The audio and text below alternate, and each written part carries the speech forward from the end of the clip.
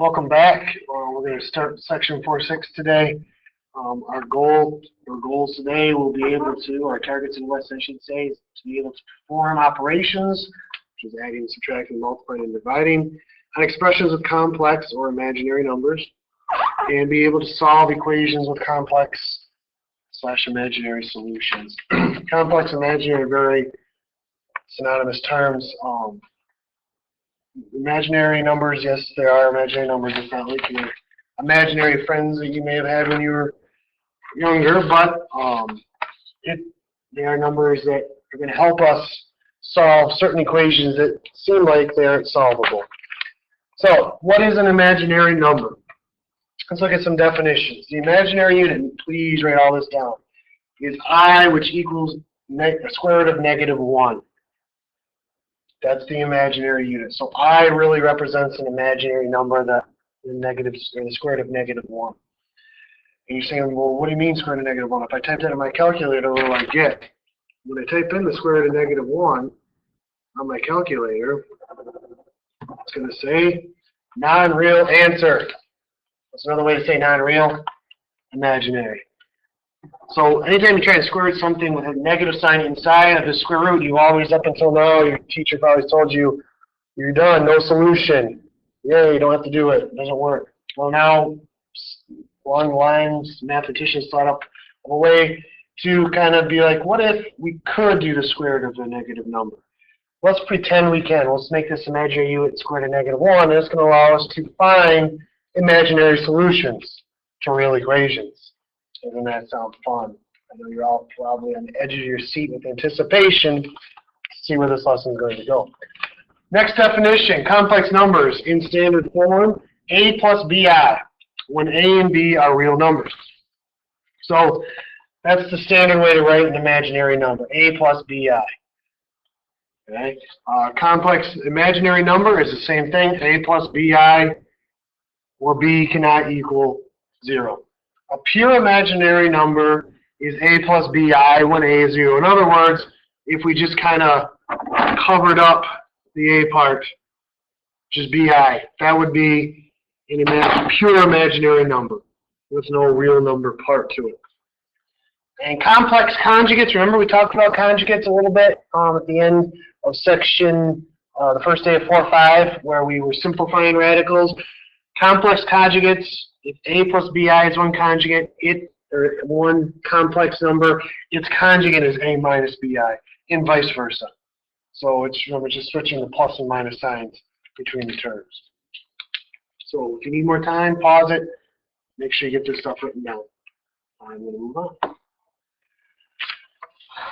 So, square root of a negative number. Can we simplify these? That up there. We're going to simplify. Well, in your calculator, you can't do square root of -3. But what did we just learn? We learned the definition on the previous slide. We learned that the imaginary unit is I equals the square root of -1. We're going to use that to break down square roots of negative numbers. So what we do is we say, okay, square root of -3, I can rewrite that as the square root of -1 times 3. You say, big deal, who cares? Well, here's why. If I separate it, I get the square root of -1 times the square root of 3. What's the big deal with that? Well, what did we just learn? -1 square rooted is really I. So I can take out this -1, and I can write an I in its place. And I have I square root of 3. And now we have simplified the square root of -3. In essence, we've pulled an I out. And it didn't hurt at all, did it? Let that joke sink in for a minute. Pulling an I out, you did it. You pulled an I out. I'm sure you're all laughing hysterically at that. But when you get a moment to contain the laughter, let's try another one. How about the square root of -5? Square root of -5, same thing. I can rewrite this as -1 square rooted times the square root of 5. What is the square root of negative 1? You got it. It's I. Once again, we pulled an I out, and it didn't hurt at all. I know, the joke gets better every time. Same thing here. Why don't you guys pause and see if you can simplify this one. Square root of negative 20. Hopefully you did up there. I forgot to tell you to try square root of negative 5 on your own. We'll pause this one, see if you can get it. And if you get it wrong, not a big deal. We're going to practice. We'll get it. The goal is to get it right by the time we're done with class tomorrow. So we can rewrite this the same way. Square root of negative 1 times the square root of 20, which is just I square root of 20. But now that we have that I out of the way, so to speak, we can break down the square root of 20. We can treat it like trying to break it down with perfect squares. Oh boy, I know you're all excited. Get to make that list of perfect squares again. Notice that's come up a lot in this unit. So 20 cannot be divided by, well, obviously 25 is too big, but 16, 9 doesn't divide it, but 4 does. So I can write this as I square root of 4 times square root of 5, or 2I square root of 5. Now, we can't really check our answer other than that if we ignore the square root part, excuse me, the negative part for negative 20, we can check and see does 2 square roots of 5 equal the square root of 20 in our calculator. So 2, we write in 2 square roots of 5, and then we type in the square root of 20, or it could have been square root of 21st. We get the same thing. So that's kind of how my way to check and get around it. Just drop the I part, see if it equals, if it were positive, see if it works out. Okay, so that's how we break down square roots that have imaginary pieces. So let's solve some equations with complex roots. So we'll solve equations with complex roots. You're going to run in, it's a situation where we're up to square root of a negative number.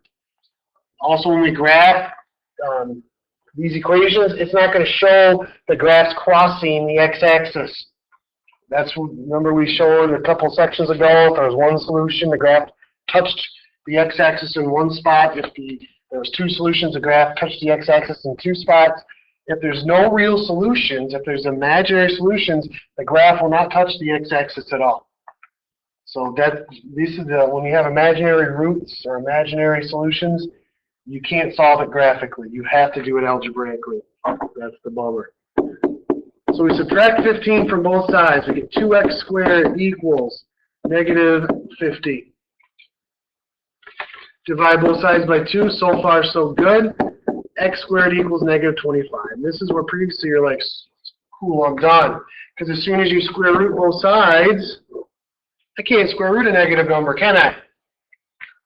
Can't square root a negative number, but you can rewrite this as negative, or the square root of negative 1 times the square root of 25. The square root of negative 1 is I.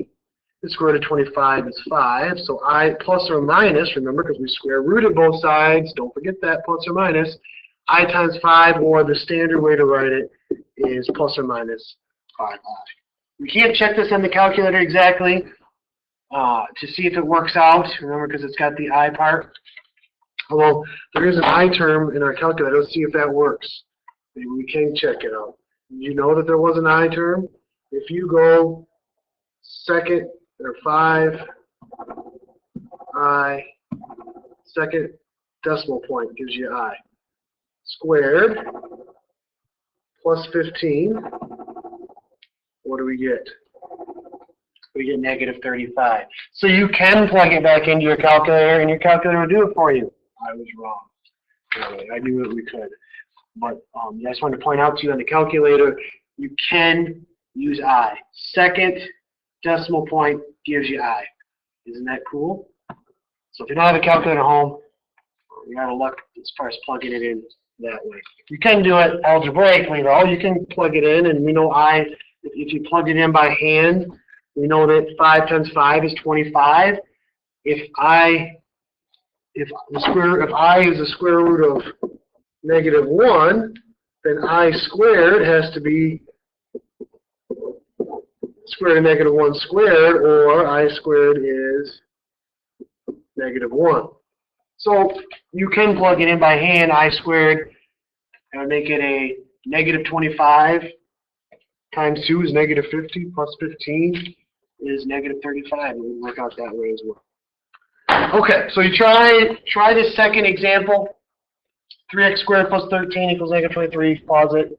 You try it and come back when you're ready to check.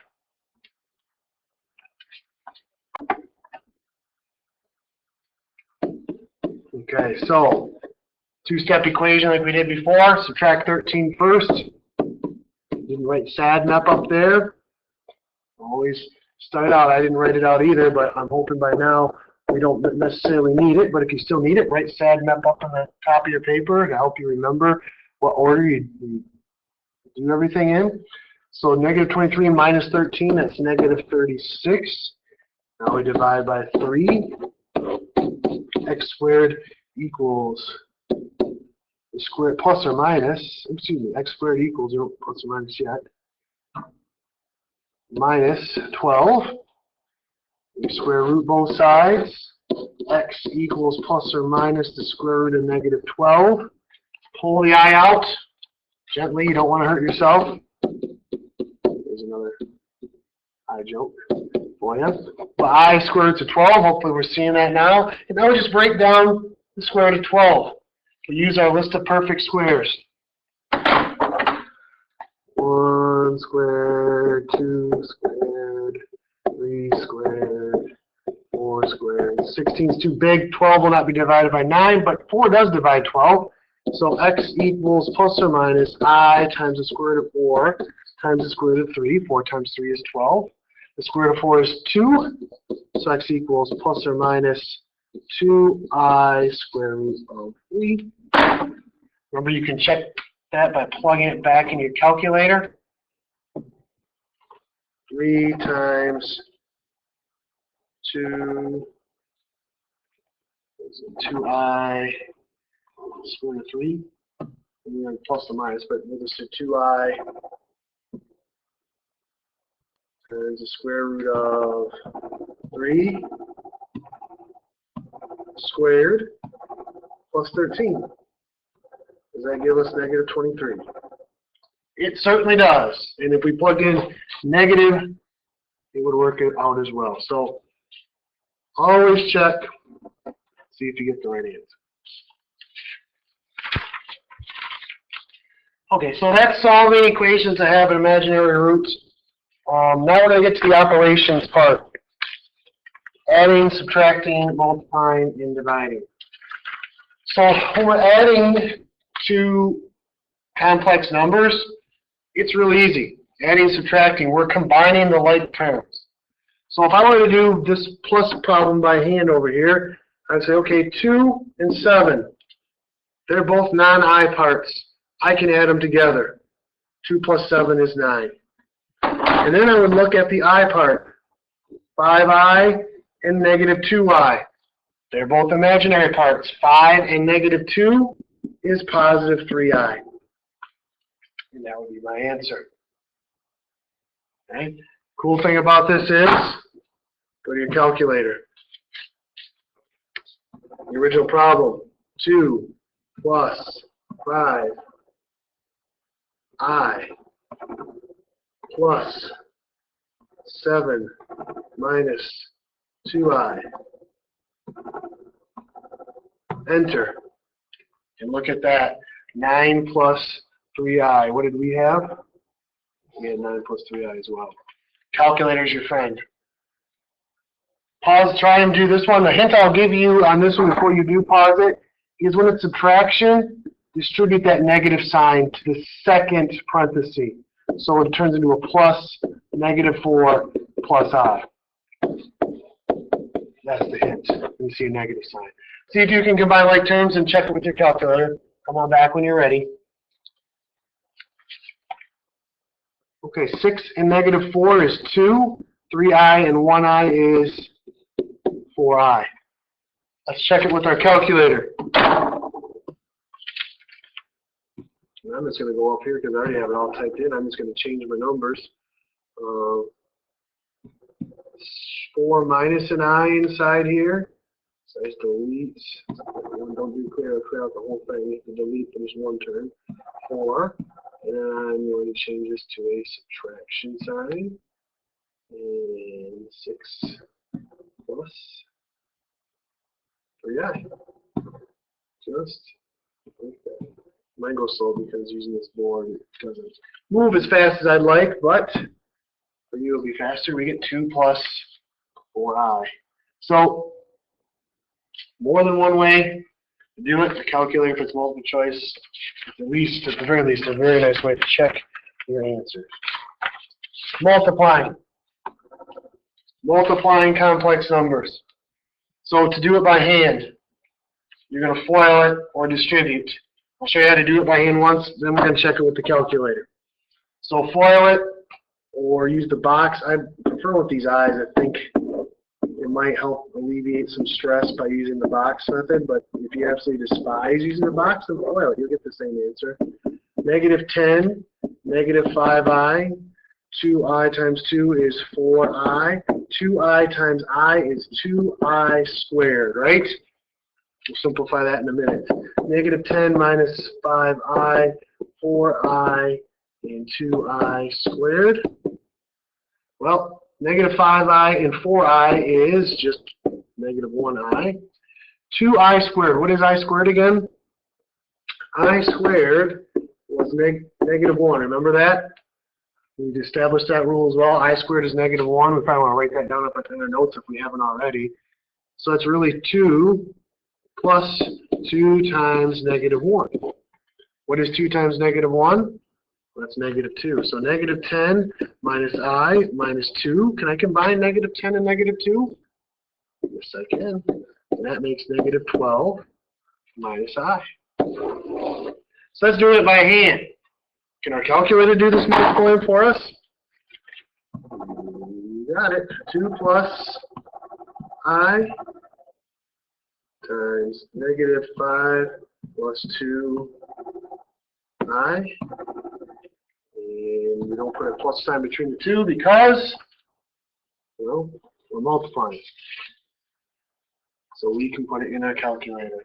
Isn't that cool?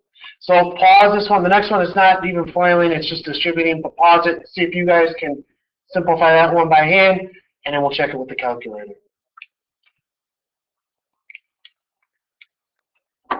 So, -4i times 9, -4i times 5i, -4i times 9 is -36i, -4 times 5 is -20i squared. I squared is -1.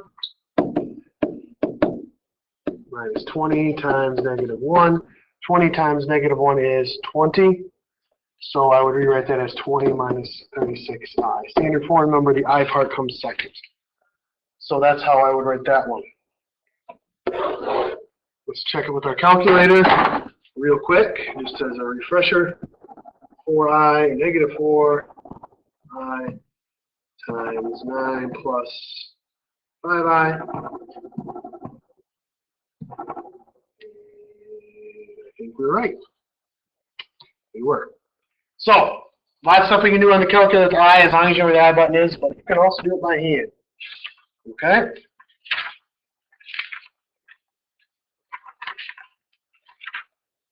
Last thing we're going to learn about today are complex conjugates. So, to divide these by hand, we need to use complex conjugates. And I'm going to show you, the calculator can kind of do it for you, but they're not going to simplify the fractions as easily. And you'll see what I mean by that when we're done. But I'll show you how to get around it on the calculator. But first, by hand. Just like when we were getting rid of the or rationalize the denominator by multiplying the square root on the top and the bottom of whatever the denominator was, we're going to do the same thing here, but we're going to use conjugates. We did conjugates to do more complicated rational denominators.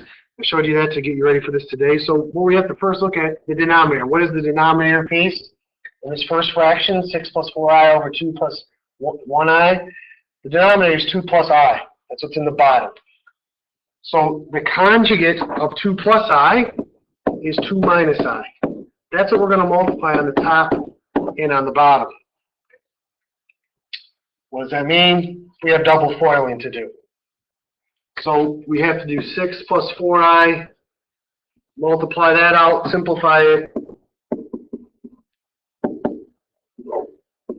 And we have to do 2 plus I times 2 minus I.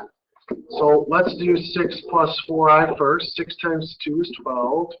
2 times 4I is 8I, negative 6I, and negative 4I squared. Negative 1I times 4 is negative 4I squared.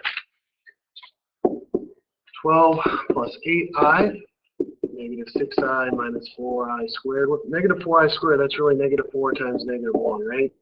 Can I do that all in one step? All I did is said I squared is negative 1. Simplify this, combine like terms. 12 plus 2I, negative 4 times negative 1 is positive 4. 4 plus 2I is, 4 plus 12 is 16. 16 plus 2I. That's our numerator. We're halfway done with this problem. Okay, that's the numerator. Now we have to do the same thing for the denominator. The denominator is 2 plus I times 2 minus I. This is going to work out a lot better for us.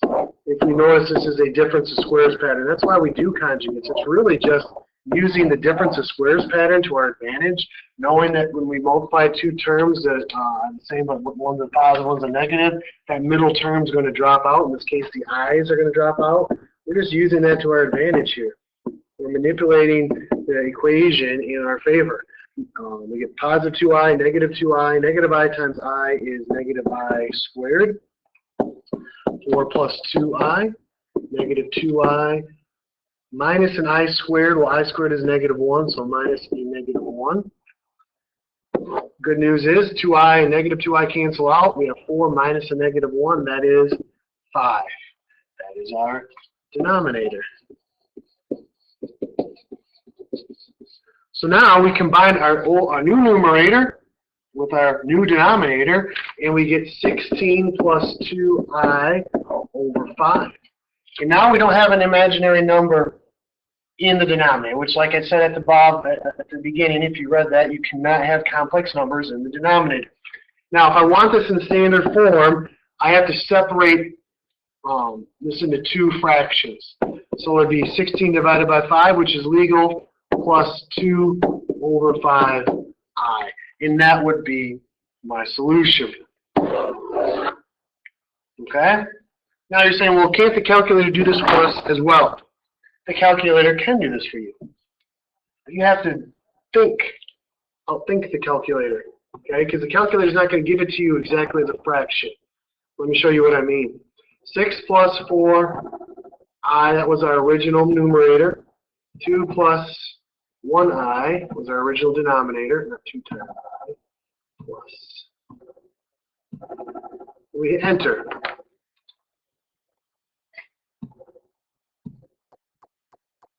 And it won't let us work or do it this way. Okay, so I tried it as a fraction. That wouldn't work. You say, well, Mr. Coon, you said this would work. Well, let's try it this way. Let's try putting 6 plus 4i in parentheses, and 2 plus I in another set of parentheses. And this is how you kind of have to get around the whole fraction part of it. When I do it this way, I get 3.2 plus 0.4i. That does not look like what we have here, does it? Okay, it gives us 3.2 plus 0.4i. Well, what you have to do here is, this is how you get around it. So we take each of these pieces and we find them what they are as a fraction individually. 3.2, math, frac. What is it? It's 16 over 5. 0.4, math, fraction. It's 2/5. So if you notice, we end up 3.2 plus 0.4i is really the same thing as 16 over 5 and 2/5 I. So this, you can use your calculator, but you cannot use it as a fraction. You have to set it up If you look here, it's a dividing problem with the numerator in parentheses and the denominator in parentheses. That's the only way to get it to work. And it's going to give you decimals. Even if I tried to go back to this problem here, I think, well, I don't even have to do that. I can just have it, the calculator will just make it as a fraction for me. Well, no, it doesn't. Okay? So you have to remember, we're going to get the loophole. So let's practice that on another problem here. Let's practice doing it by hand in the calculator. Give yourself a minute, and then come back when you're ready. And we'll check this problem. So the conjugate of 3 plus I is 3 minus I. We multiply these out. Now, if you're really thinking, Henson, do I have to do all this FOILing? We could just multiply the tops together in our calculator. So maybe you do that. Maybe you just do 8 minus 4I times 3 minus I, and we get 20 minus 20I. So that should be, if you did it with FOILing it, or excuse me, yeah, FOILing it, or the table method like we did in the previous example, you should have got 20 minus 20I for the numerator. If you FOIL the bottom, we get 3 plus an I times 3 minus an I.